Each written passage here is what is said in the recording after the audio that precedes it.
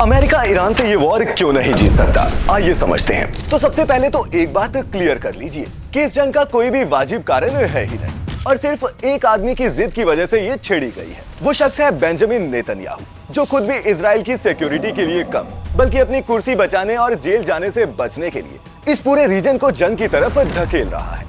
वहीं दूसरी तरफ डोनाल्ड ट्रंप जैसे लीडर्स हैं जो ईरान से अनकंडीशनल सरेंडर की बात कर रहे हैं, लेकिन ऐसा बोलने से पहले शायद वो ये भूल जाते हैं कि ईरान की हिस्ट्री कितनी पुरानी है। ये तो वो पर्शियन सभ्यता है जो दुनिया में तब से मौजूद है जब अमेरिका की धरती पर इन यूरोपियंस का नामो निशान भी नहीं था। ईरान की स्ट्रेटेजिक थिंकिंग इसी लंबी हिस्ट्री और सिविलाइजेशनल डेप्थ से आती है। दोस्तों, ईरान ने ऐसी जंग की तैयारी आज से नहीं बल्कि दशकों से कर रखी है और इसी तैयारी का असर ग्राउंड पर भी क्लियरली दिख रहा है। Ayatollah Khamenei عمري إلى 90 is dead.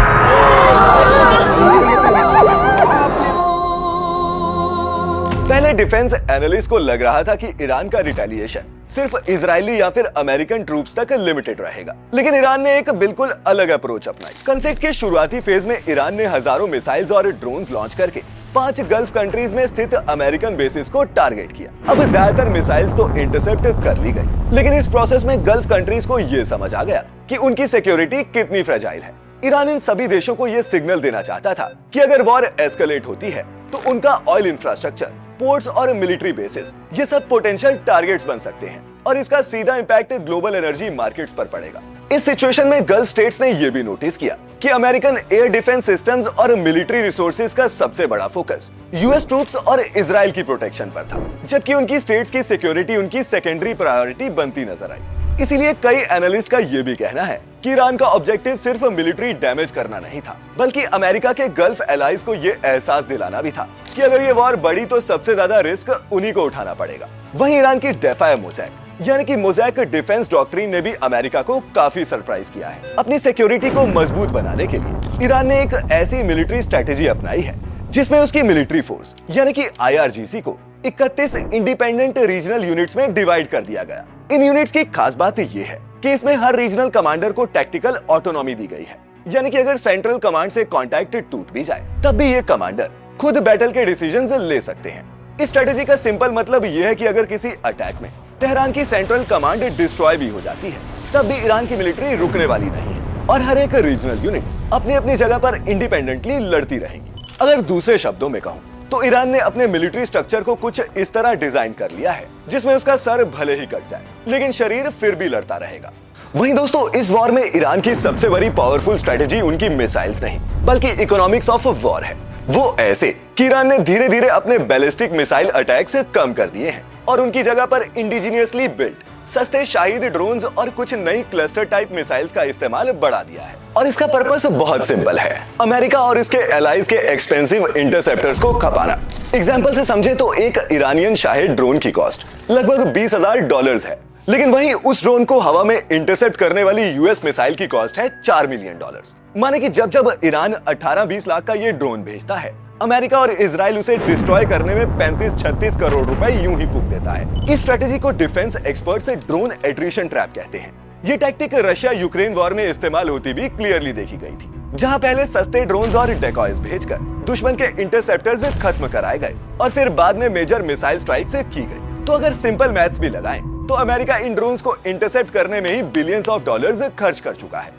कुछ रिपोर्ट्स के मुताबिक उनके इंटरसेप्टर मिसाइल्स का स्टॉक भी धीरे धीरे कम होने लगा है। शायद इसी वजह से अमेरिका साउथ कोरिया में डिप्लॉयड थर्ड और patriot anti missile systems middle east में रिलोकेट कर रहा है। क्लोज डोर ब्रीफिंग्स में पेंटागन ऑफिशियल्स ने भी ये एक्सेप्ट किया है कि ईरान के ड्रोन स्वार्म्स को पूरी तरह से रोक पाना उनके लिए मुश्किल हो रहा है।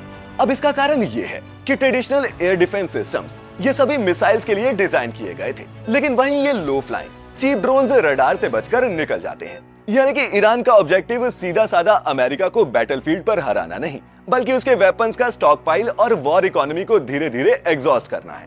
वहीं ईरान ने अपने कामिकेज शाही ड्रोन से कतर में अमेरिका के एक थर्ड एंटी मिसाइल सिस्टम के $1 बिलियन वर्थ के रडार सिस्टम को भी डिस्ट्रॉय कर दिया है, जिससे इस रीजन पर मिसाइल अटैक का खतरा पहले से बढ़ गया है। असल में ईरान सिर्फ फिजिकल डिस्ट्रक्शन नहीं करना चाहता बल्कि एक इकोनॉमिक और साइकोलॉजिकल वॉर लड़ रहा है, जो जितनी लंबी चलेगी अमेरिका पर जियोपॉलिटिक्स और इकोनॉमिक प्रेशर उतना ही बढ़ता जाएगा। स्ट्रेट ऑफ हॉर्मुज के बंद करने से कई देशों पर ऑलरेडी एनर्जी क्राइसिस मंडराने लगा है। दोस्तों, ये पर्शियन गल्फ का सबसे इंपॉर्टेंट चोक पॉइंट है, जो खाड़ी देशों को अरेबियन सी से जोड़ने का काम करता है। अब ये समुद्री रास्ता है तो महज 33 किलोमीटर चौड़ा, लेकिन इस छोटे से पैसे से पूरी दुनिया का 20% ऑयल और 20% गैस एक्सपोर्ट होता है। सऊदी अरब, इराक, कुवैत, यूएई, कतर और ईरान जैसे कई देशों का तेल इसी रास्ते से ग्लोबल मार्केट्स तक पहुंचता है। अब ईरान ने जंग शुरू होने के बाद यहां से गुजरने वाली ऑयल शिपमेंट्स को बैन कर दिया है, जिसके चलते ग्लोबल ऑयल सप्लाई डिसरप्ट हो गई है और ऑयल प्राइसेस रॉकेट की तरह बढ़ने लगे हैं। $70 पर बैरल में बिकने वाला कच्चा तेल आज $110 के पास पहुंच चुका है और एक्सपर्ट्स वार्न कर रहे हैं कि अगर ये डिसरप्शन ऐसे ही कंटिन्यू रहा तो यही ऑयल प्राइसेस $200 पर बैरल तक भी पहुंच सकते हैं। मतलब सिंपल है कि सिर्फ स्ट्रेट ऑफ हॉर्मुज के बूते ही ईरान पूरी ग्लोबल ऑयल सप्लाई को खतरे में डाल सकता है, जिसके बाद जाहिर है कि पूरी दुनिया का प्रेशर अमेरिका पर पड़ेगा। अब जो लोग इस गलत फहमी में है कि इस वॉर में ईरान अकेला लड़ रहा है, शायद वो मिडिल ईस्ट की जियोपॉलिटिक्स को अच्छे से समझ नहीं पाए। रियलिटी ये है कि ईरान ने पिछले कई सालों में एक पूरा रीजनल अलायंस नेटवर्क खड़ा किया है, जिसे एक्सपर्ट्स एक्सिस ऑफ रेजिस्टेंस कहते हैं। ईरान के इस नेटवर्क में हिजबुल्ला और हुतीज के अलावा इराकी मिलिशिया ग्रुप्स और सीरिया के कई आर्म्ड ग्रुप्स भी शामिल हैं। अब जहां लेबनान का हिजबुल्ला ग्रुप इजराइल के नॉर्दर्न बॉर्डर पर रॉकेट्स और ड्रोन से हमला करके इजरायली आर्मी को एक एक्स्ट्रा फ्रंट पर बिजी रखने का काम करता है, वहीं यमन के हुतीज रेड सी में शिप्स और वेस्टर्न नेवल वेसल्स पर अटैक करके ग्लोबल ट्रेड रूट्स को डिस्टर्ब कर रहे हैं। वहीं कई इराकी और सीरियन मिलिशिया ग्रुप्स यूएस और इजरायली फोर्सेस पर अटैक के साथ साथ वेपन्स और लॉजिस्टिक्स कॉरिडोर को मेंटेन करके हिजबुल्ला और ईरान के दूसरे एलाइज तक मिसाइल्स और ड्रोन्स पहुंचाने का काम करते हैं। और इसी वजह से इजराइल को सिर्फ अपने एक दुश्मन का नहीं बल्कि मिडिल ईस्ट में फैले हुए एक नेटवर्क का सामना करना पड़ रहा है, जो जाहिर है उतना आसान नहीं है। वहीं पर्दे के पीछे से ईरान की मदद चीन और रूस भी कर रहा है और इसके एस्केलेट होने पर वो सामने से आकर वॉर को ज्वाइन भी कर सकते हैं। अब दोस्तों, आपका एक बात समझना जरूरी है कि जंगें मिसाइल्स और एयर स्ट्राइक से नहीं जीती जाती।